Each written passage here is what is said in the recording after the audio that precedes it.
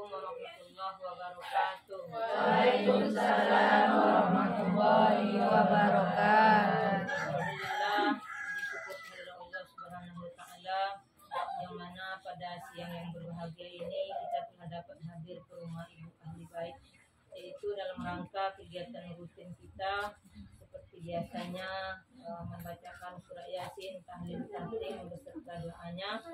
Kedua kali salawat salam tak lupa kita hadiahkan kepada Nabi besar Muhammad sallallahu alaihi wasallam dengan melafazkan Allahumma shalli ala sayyidina Muhammad wa ala alihi sayyidina Muhammad. Ibu-ibu Persatuan Uswatun Hasanah yang kami hormati dan Ibu Ahli Bait yang berbahagia, di sini kami sedikit membahas yaitu tentang keutamaan amalan Asmaul Husna dengan zikir menyebut nama Allah Subhanahu wa taala. Yang mana kita dalam berwirid ini juga membacakan Asmaul Husna tersebut, yaitu tadi yang telah kita baca bersama dan berimam, yang mana ada imamnya, ada makmumnya. Yang mana bacaan itu adalah bacaan nama-nama Allah yang baik, nama Allah yang baik dan yang agung. Nama itu ada sebanyak 99, yaitu nama yang baik Allah terdapat dalam Al-Quran. Nama itu kita sebut setiap kita melaksanakan wirid di hari Jumat ataupun juga wirid di hari lain, karena sudah terbiasa kita selalu membaca itu yang namanya Asmaul Husna, yang mana itu adalah zikir. Zikir itu bisa kita lakukan sesudah sholat ataupun dalam berwirid seperti ini. Jadi setiap muslim dianjurkan untuk senantiasa berzikir menyebut nama Allah. Selain itu dianjurkan pula memohon doa kepada Allah dengan menyebut namanya, yaitu dengan membaca Asmaul Husna tersebut. Di dalam bacaan Bismillahirrahmanirrahim itu sudah terdapat dua nama Allah. Apa itu ibu-ibu yang terdapat di dalam Bismillahirrahmanirrahim? Yang pertama ya Ar-Rahman dan yang kedua Ar-Rahim. Itu di situ kita sudah bisa menerapkan, yang mana dalam keseharian mungkin kalau kita ingin mengamalkan zikir Asmaul Husna, tidak harus semuanya kita amalkan. Dengan membaca bismillah setiap memulai pekerjaan atau aktivitas, itu sudah termasuk kita mengamalkan Asmaul Husna tersebut. Yang mana artinya baik semua. Kalau namanya Ar-Rahman yaitu Maha Pengasih, Ar-Rahim Maha Penyayang. Kalau kita mau diberikan pengasih dan mau diberikan kasih sayang oleh Allah Subhanahu wa taala, maka kita selalulah berlindung kepadanya dan meminta kepadanya dengan menyebut Bismillahirrahmanirrahim setiap kita melaksanakan aktivitas kita ataupun pekerjaan kita. Itu sudah termasuk kita mengamalkan Asmaul Husna tersebut. Tidak harus bersengaja dengan yang 99. Tapi kalau kita ingin membaca yang lainnya, kita bisa mengondisikan keadaan kita. Mungkinkah kita sedang berlarut dengan kesusahan atau dengan kesedihan, tentu kita meminta kepada Allah. Kalau kita susah dalam ekonomi, tentu kita akan meminta rezeki. Ada yang kita amalkan, mungkin ada beberapa kali kita baca sesudah sholat itu Ar-Razzaq. Ar-Razzaq itu yang Maha Pemberi rezeki. Dan juga ada mungkin keluhan kita dalam hidup ini kesedihan. Mungkin kita meminta lagi dengan bacaan yang lain, karena yang 99 itu ada artinya semua dengan arti yang baik.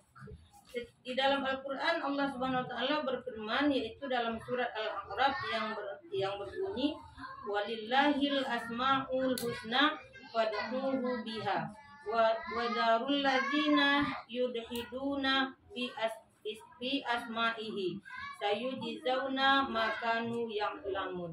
Yang artinya yaitu, dan Allah memiliki Asmaul Husna, nama-nama yang terbaik, maka bermohonlah kepadanya dengan menyebut nama Asmaul Husna, dan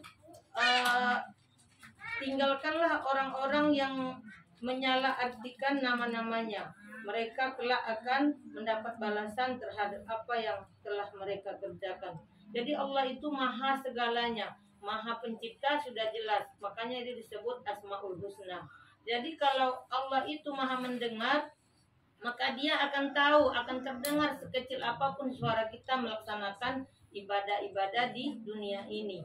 Apapun yang kita laksanakan, Allah itu akan Maha mengetahui. Jadi bagi kita ibu-ibu semua, kalau ingin mengamalkan Asmaul Husna tersebut, kita boleh Bu mengamalkannya sesudah sholat maghrib mungkin, atau sesudah sholat subuh kita amalkan. Apa yang terjadi dalam keluarga, apa yang terjadi dalam diri kita, sesuaikan. Karena nama Asmaul Husna tersebut ada arti-artinya. Ada yang tadi Bismillahirrahmanirrahim, Maha Pengasih dan Penyayang. Ya kalau kita mau dikasih dan disayangi, ya kita tetap bermohon kepadanya dengan membaca Bismillah sebelum kita melaksanakan ibadah ataupun melaksanakan tugas aktivitas kita sehari-hari. Mengamalkan Asmaul Husna sebagai zikir memiliki keutamaan di sisi Allah Subhanahu wa taala. Adapun keutamaannya yaitu yang pertama menenteramkan hati. Kalau hati kita sudah tentram, maka semuanya itu akan damai, semuanya itu akan aman. Kalaupun duit tidak ada, hati tentram, tidak tahu tetangga Bu, kita tak ada duit, tentram aja. Kenapa ya tentram aja keluarganya, sedangkan hidupnya kayaknya susah? Mungkin karena ada amalan yang kita amalkan setiap hari ataupun setiap waktu. Jadi zikir ini bisa menjadikan seseorang senantiasa mengingat penciptanya. Jadi kalau kita ingat kepada Allah, Allah akan memberikan kepada kita kedamaian dan ketentraman.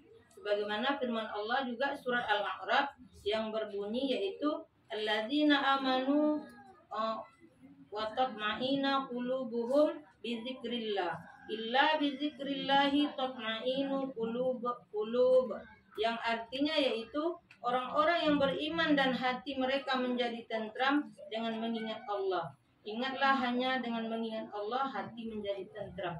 Jadi jelas sekali dalam Al-Quran itu dia menerangkan yaitu tentang ketentraman hati kalau kita mengamalkan nama-nama Allah, yaitu dengan menyebutnya dalam berzikir ataupun berdoa.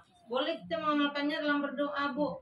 Misalnya kita minta rezeki, ya Allah ya Razak, berikanlah kami rezekimu, rezeki yang baik, rezeki yang halal, rezeki yang berkah, rezeki yang bermanfaat untuk keluarga kami. Itu kan sudah kita berzikir dengan menyebut Asmaul Husna tersebut. Yang kedua yaitu menambah keimanan. Jadi kalau kita ini mungkin nampaknya biasa-biasa saja Bu, tapi setelah ada ujian dari Allah Subhanahu wa taala, kita kuat. Tidak ada menampakkan kesedihan kepada orang-orang. Kenapa begitu? Karena iman kita mungkin yang sudah kuat. Kita tidak tahu kalau ada musibah itu datang. Tapi kalau kita tak beriman, bisa saja itu heboh. Kenapa? Karena kita menunjukkan kepada orang-orang bahwa kita ada kejadian, ada musibah. Karena kita tidak ada mengamalkan apapun, tidak mendekatkan diri kepada Allah, maka iman kita itu akan menjadi lemah.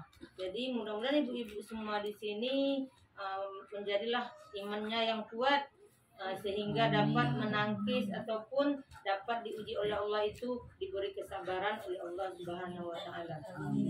Yang ketiga, jika kita mengamalkan Asmaul Husna yaitu tumbuh rasa takut kepada Allah. Kalau sudah takut kepada Allah, tidak ada lagi itu. Artinya hidup di dunia ini tidak akan berhawa setinggi-tingginya.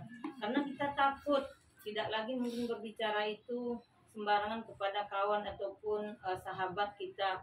Karena kita takut. Jadi kita sama-sama menjaga diri kita.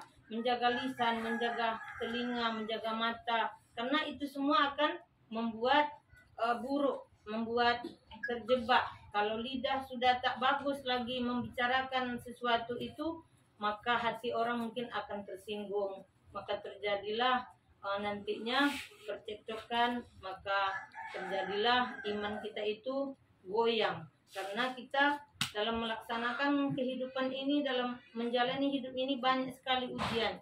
Jadi kalau tidak kita ada amalkan seperti Asmaul Husna tersebut, maka mungkin iman kita ini bisa lemah dan tidak ada takutnya kepada Allah yang Maha Pencipta alam semesta ini. Yang keempat yaitu jika kita mengamalkan Asmaul Husna, apapun zikir ataupun doa yang kita amalkan, maka kita akan tergerak untuk beramal baik. Nah, jadi kalau kita mendekatkan diri kepada Allah itu, kita selalu akan terhadap kepada kebaikan, ingin berbuatnya baik. tidak ingin berbuat buruk, berbuat jahat kepada seseorang. Dengan mengetahui nama-nama baik Allah, seorang muslim akan tergerak untuk lebih mencintai Allah. Jadi mungkin walaupun kita cinta sama suami kita, Bu, sama anak-anak kita, kalau ada azan yang berkumandang, berarti kita tetap akan mengingatnya. Maka kita segeralah mungkin mengambil wudhu untuk beribadah kepadanya. Jadi itu tanda kita cinta. Dan sesudah sholat itu kita rasanya tidak buru-buru, karena kita rasanya rugi kalau tidak berzikir sedikit kepada Allah. Itu tandanya kita mencintai Allah Subhanahu wa Ta'ala. Jadi mencintai Allah itu tidak harus pamer kepada orang-orang dan tidak harus pamer kepada tetangga bahwanya kita cinta kepada Allah.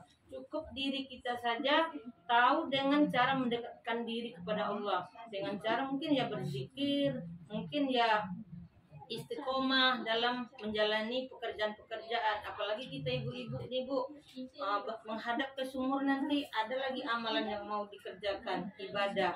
Menghadap ke kamar dan jelas ada ibadahnya. Menghadap kemanapun kita ibu-ibu ini ada ibadahnya. Tapi kalau kita memang imannya tipis, maka akan berbicaralah mulut kita ini mungkin dengan mengeluh, maka ibadah itu menjadi tidak bernilai. Jadi kalau kita mau bernilai ibadah kita ini, Bu, walaupun hanya sedikit yang kita usi ataupun kita kerjakan dengan mendekatkan diri kepada Allah, maka semuanya itu akan menjadi baik dan menjadi amal dan menjadilah ibadah yang baik, maka kita tidak akan termasuk orang yang merugi. Jadi sedikit aja kita lakukan, kalau kita ikhlas, maka itu sudah menjadi ibadah bagi kita semua. Dan juga orang yang mencinta Allah itu ia akan tergerak untuk melakukan perbuatan baik dan menjauhi perbuatan yang buruk. Maka setan itu tidak selalu menggoda kita kepada yang dilarang Allah. Mungkin kita terhadap terus kepada jalan Allah Subhanahu wa Ta'ala. Ini yang dilakukan semata-mata karena rasa cintanya kepada Allah dan mengharap akan ridha Allah Subhanahu wa Ta'ala. Jadi walaupun kita bekerja mungkin kecapean di dalam rumah tangga, Bu, tapi karena kita memang takut kepada Allah, karena tidak akan menjadi nilai ibadah, maka kita akan selalulah menjaga lisan kita, menjaga perbuatan kita. Kadang-kadang lisan ini tidak berbunyi, tapi tangan, kaki main pula di dalam rumah tuh. Mungkin sedikit supaya orang tersinggung, tadi sepak sedikit barang. Rupanya karena kesal mengerjakan pekerjaan terlalu berat di dalam rumah. Yang mudah-mudahan ibu-ibu di sini selalu istiqomah dalam menjalankan tugas dalam rumah tangga. Kemudian juga rumah tangga kita menjadi rumah tangga yang sakinah mawaddah warahmah. Baiklah ibu-ibu, itu saja penyampaian pada hari ini. Kami mohon maaf bila banyak hilaf dan salah. Kami akhiri wabillahi taufiq wal hidayah. Assalamualaikum warahmatullahi wabarakatuh.